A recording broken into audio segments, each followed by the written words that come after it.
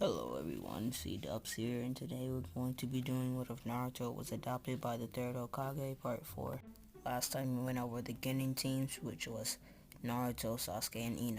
This time we're going to be heading right into the story with the introductions from Kakashi. Let's get right into it. So basically we're going to skip to the part where Kakashi asks his team what their likes, dislikes, and goals are. Naruto says he likes ramen, training with Sasuke, and he doesn't particularly have any dislikes, but his goal is to be Hokage. Sasuke says the same thing he says in the original, and Ino says the same thing Sakura said in the original, but this time referring to Naruto instead of Sasuke. Kakashi then explains that they'll be having a test tomorrow and to not eat breakfast. We now skip to when Kakashi tells the details of the test, and they get started. Naruto comes rushing at Kakashi with a barrage of taijutsu attacks, but doesn't hit him once. Although Kakashi does have to put his book down while fighting him, since Naruto is a lot stronger than he is in canon.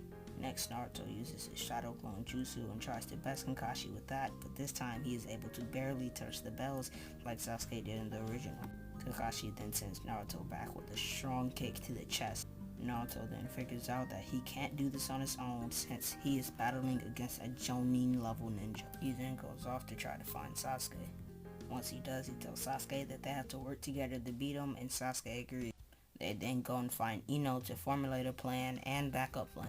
We now cut to when they are finished with the conversation and are ready to put their plan in action. Naruto rushes at Kakashi with 2 Shadow Clones and tries fighting him.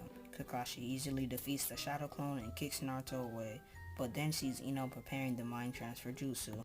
Ino successfully completes the Mind Transfer Jutsu, and then one of Naruto's Shadow Clones emerges from the ground, which has been hiding there the whole time. The Shadow Clones then try to get a hold of the bells, but right at that moment, Kakashi gets knocked out of the Mind Transfer Jutsu and dodges.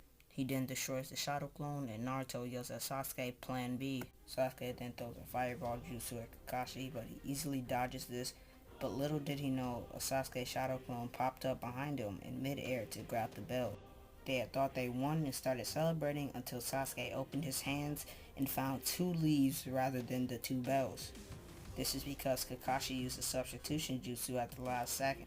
Naruto then tells Ino and Sasuke Plan C and summons 2,000 Shadow Clones that cover Ino and Sasuke.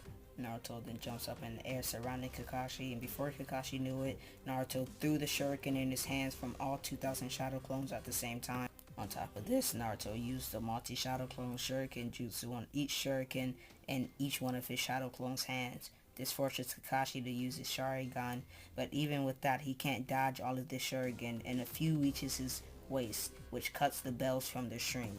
Then Sasuke and Ino grab the bells, transforming back into themselves after previously being transformed into Shuriken. Of course, this means they pass because they use teamwork, and Kakashi explains this to the trio, still being very wounded from all the shuriken.